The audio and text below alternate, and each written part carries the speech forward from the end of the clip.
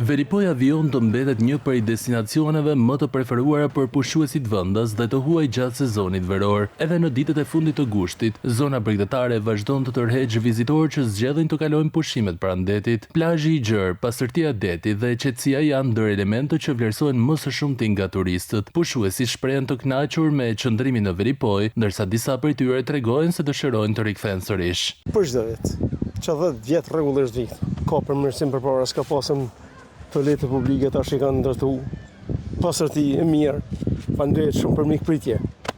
Gjithë shohin situatën që Veripoja është në gjitha drejtimet është mirë. Guvern më mirë.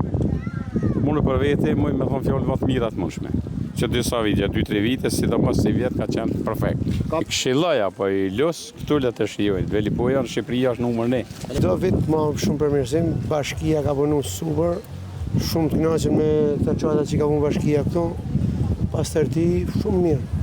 Zonë në Firenze rri, po këtu më pëlqen më shumë se Firenze. Kështu që më shumë se më thonë se më mirë se Firenze s'ka.